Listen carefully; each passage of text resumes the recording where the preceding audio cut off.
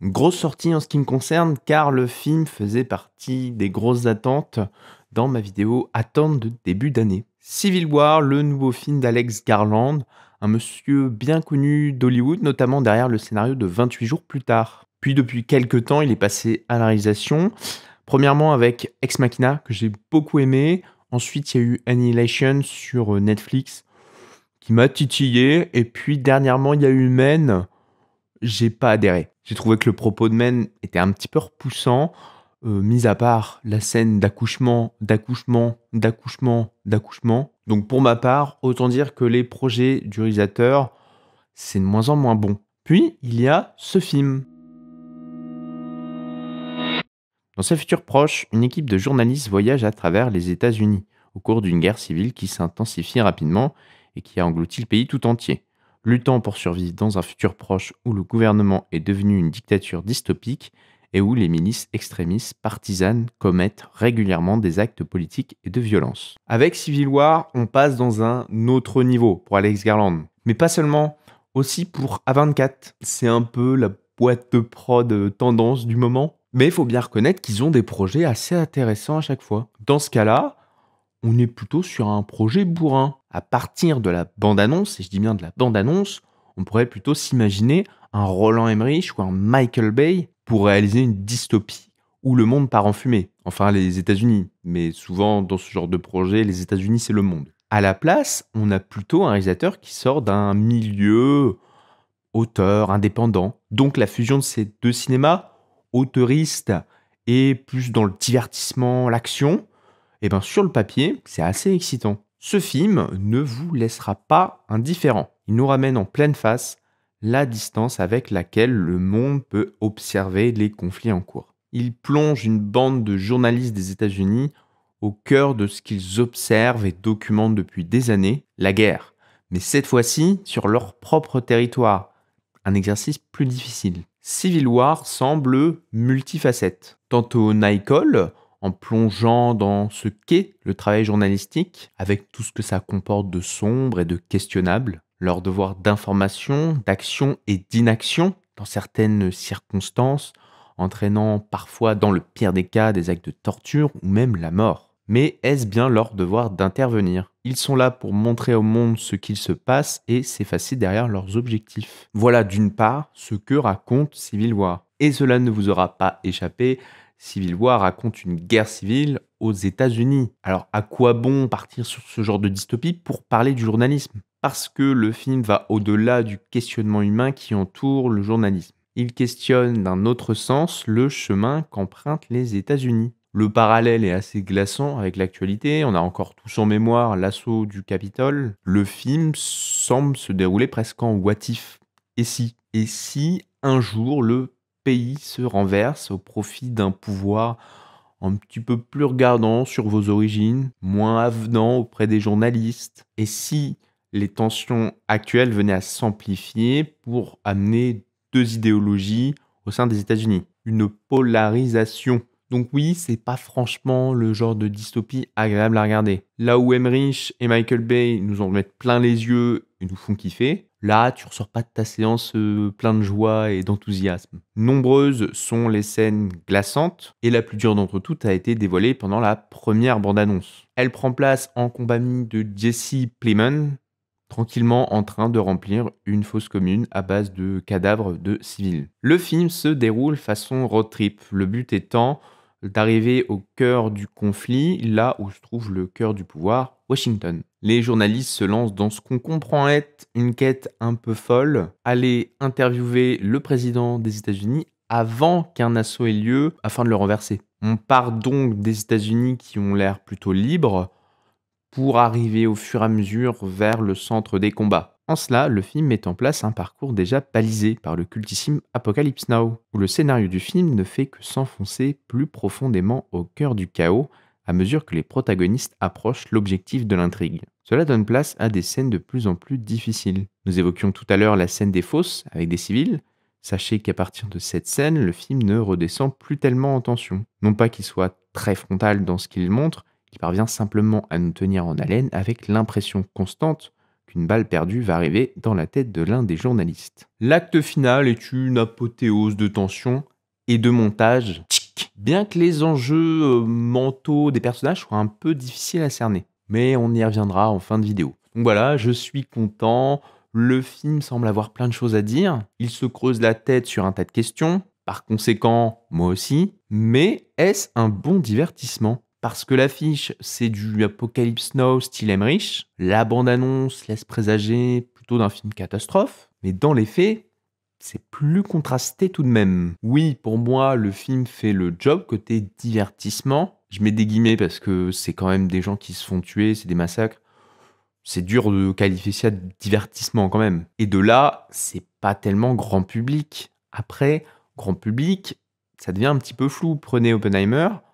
En ce qui me concerne, c'est pas le summum du divertissement. Je n'aurais jamais misé sur un score aussi élevé. Après, il y a aussi le fait que ça soit réalisé par Nolan. Le film est un entre-deux, et on a des spectateurs en recherche de cet entre-deux. Pour revenir au film, je me posais quand même quelques questions. Pourquoi suivre des journalistes ? C'est quand même un choix fort de sa part. Pourquoi pas suivre des soldats ou des politiques ? Non, là on suit le milieu du journalisme, de l'image. Alors qu'est-ce que le film raconte sur le rapport à l'image ? Est-ce que le réalisateur ne serait pas en train de briser le quatrième mur lorsque le personnage de Kristen Dunst dit vouloir faire ce travail pour mettre en garde son peuple ? Dans un moment du film, elle semble plutôt dépitée parce qu'elle se dit à quoi bon avoir fait ce travail, avoir couvert tous ces conflits à l'étranger pour que mon pays se retrouve dans cette situation. Ce que j'entends du film et du rapport à l'image à ce moment-là, de la part du réalisateur, c'est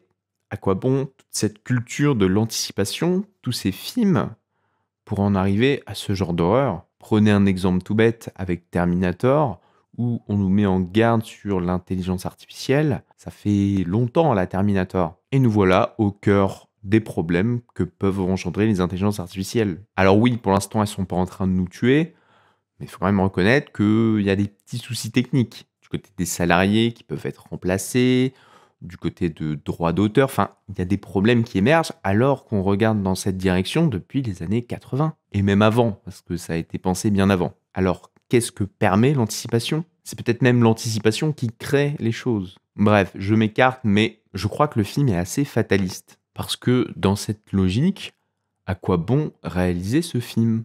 Les États-Unis prennent ce chemin.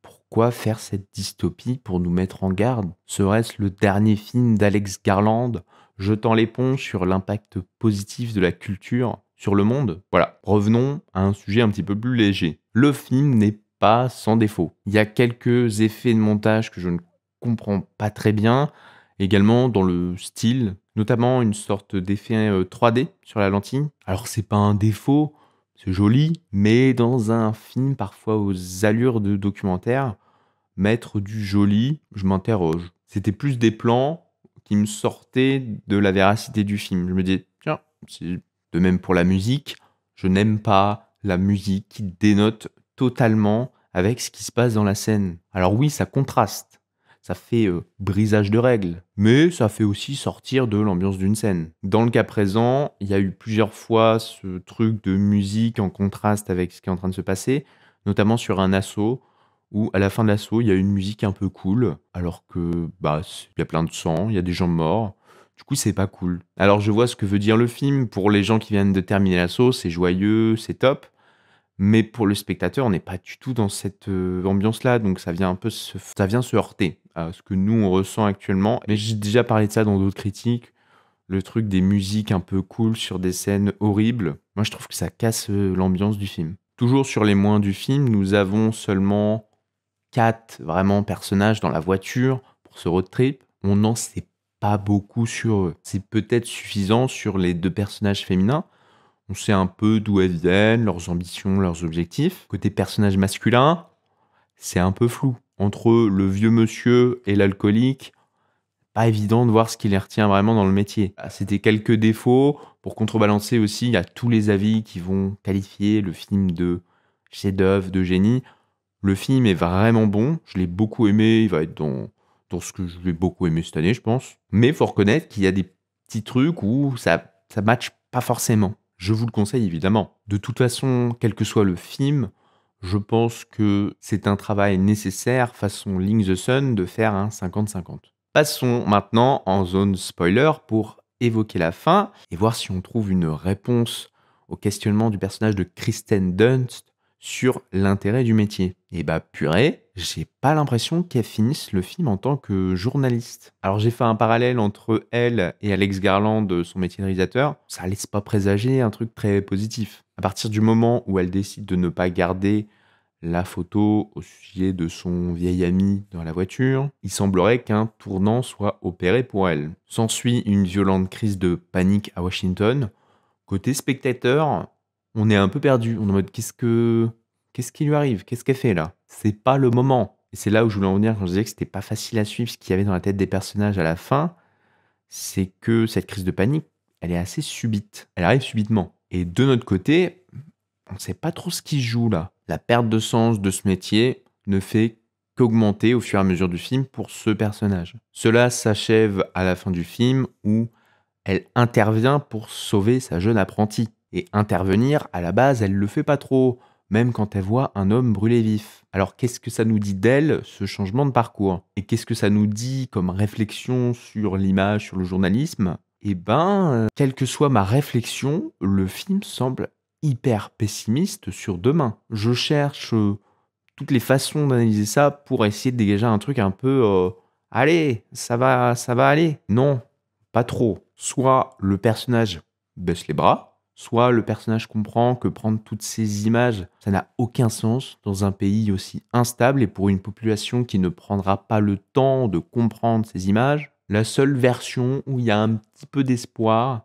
c'est de se dire que le personnage de Kristen Dunst va au bout de son idéologie humaine. Elle souhaite avertir le monde sur les atrocités afin de permettre aux futures générations de perpétuer la paix, là où elle se trouve. En constatant que cela n'a pas fonctionné, c'est une désillusion pour elle.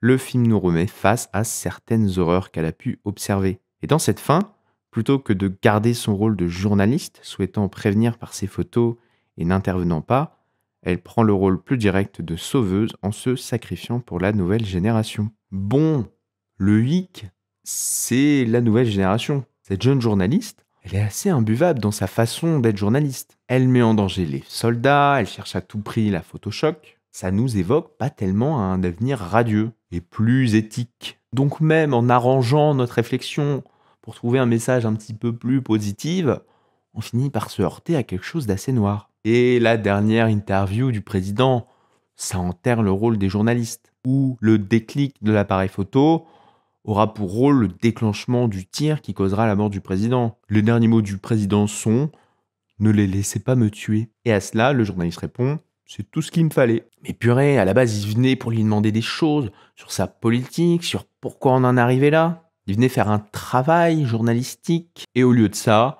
ce journaliste se contente d'une phrase choc.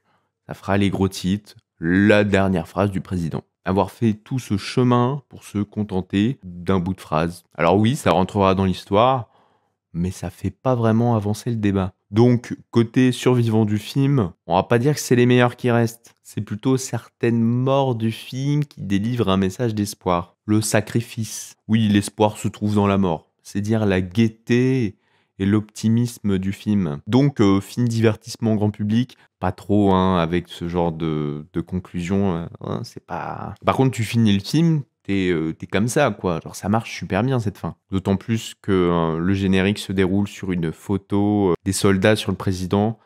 Typiquement le genre de photo qui pourrait paraître. Donc oui, le film va faire parler de lui, il va plaire aux adeptes de salles art et essai, bien qu'il ne me semble pas qu'il soit pensé côté distribution pour aller du côté de l'art et essai. Mais qu'au contraire, le film se vend plutôt à l'avantage des multiplex. C'est dommage quand même. J'ai peur que le film déçoive un petit peu les gens en recherche de grands frissons et de séances popcorn. Pour ça, on aura plutôt Furiosa. Ça reste un budget serré, le rendu est totalement à la hauteur. Et on tient là, assurément, l'un des films qui marquera l'année 2024. Merci à tous de m'avoir suivi.